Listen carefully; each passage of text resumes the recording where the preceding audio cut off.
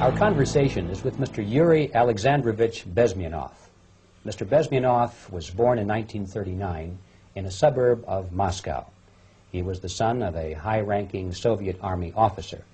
He was educated in the elite schools inside the Soviet Union and became an expert in Indian culture and Indian languages. He had an outstanding career with Novosti, which was the, and still is, I should say, the press arm or the press agency of the Soviet Union. It turns out that this is also a front for the KGB. He escaped to the West in 1970 after becoming totally disgusted with the Soviet system, and he did this at great risk to his life.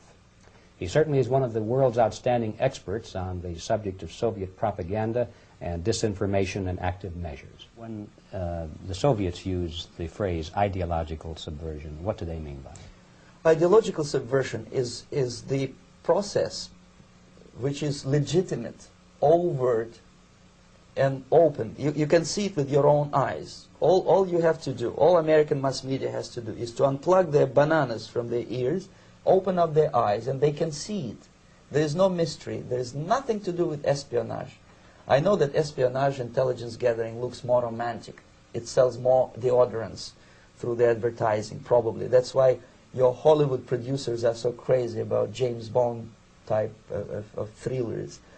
But in reality, the main emphasis of the KGB is not in the area of intelligence at all. According to my opinion and opinion of many defectors of my caliber, only about 15% of time, money, and manpower is spent on espionage as such. The other 85% is a slow process which we call either ideological subversion or active measures, активные мероприятия in the language of the KGB, or psychological warfare. What it basically means is to change the perception of reality of every American to such an extent that despite of the abundance of information, no one is able to come to sensible conclusions in the interests of defending themselves, their families, their community, and their country.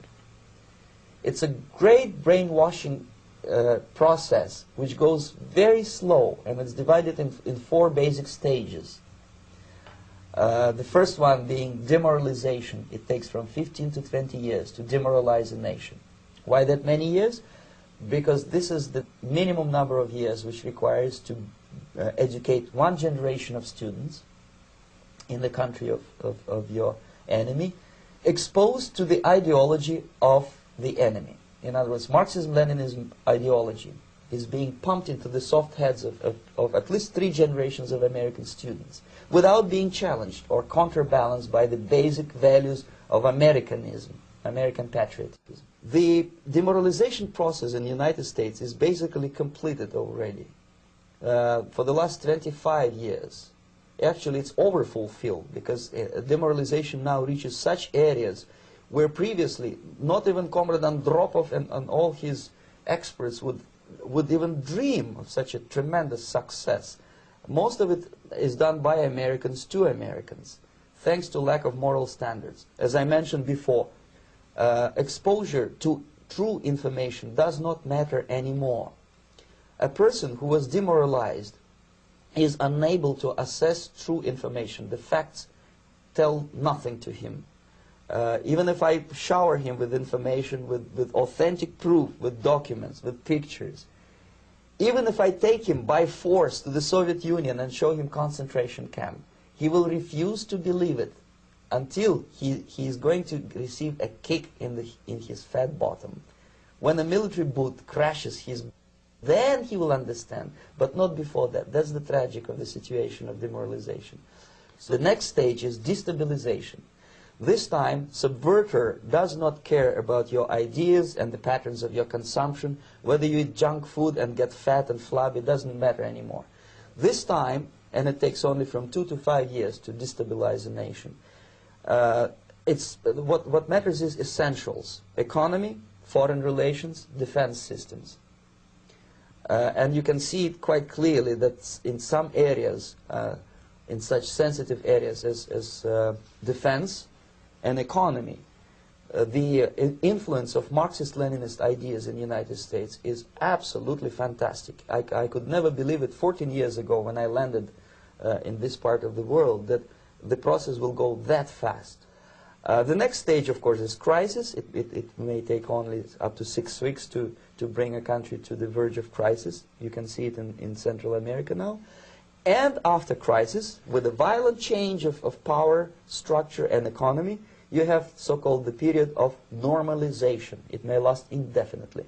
Normalization is a cynical expression borrowed from Soviet propaganda. When the Soviet tanks moved into Czechoslovakia in '68, Comrade Brezhnev said, "Now the situation in brotherly Czechoslovakia is normalized."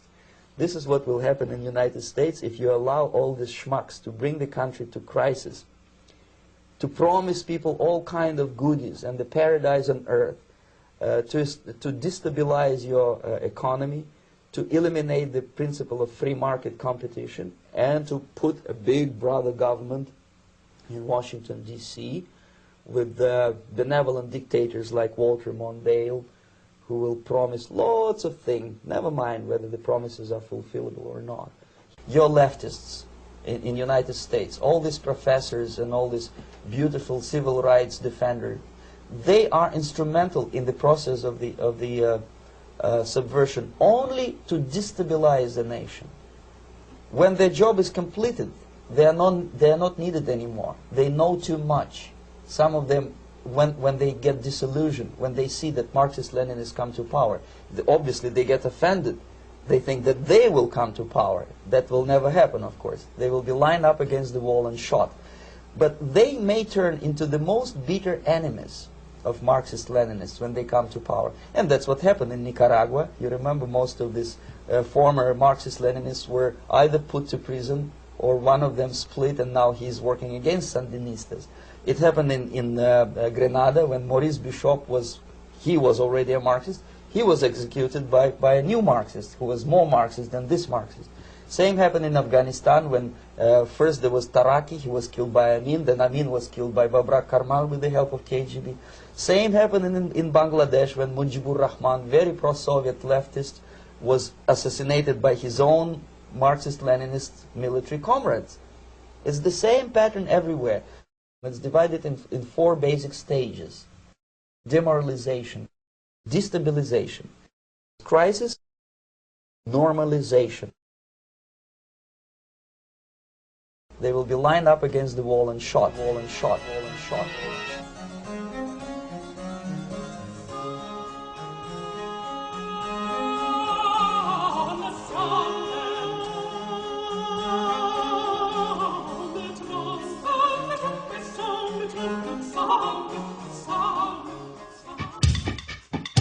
Hey!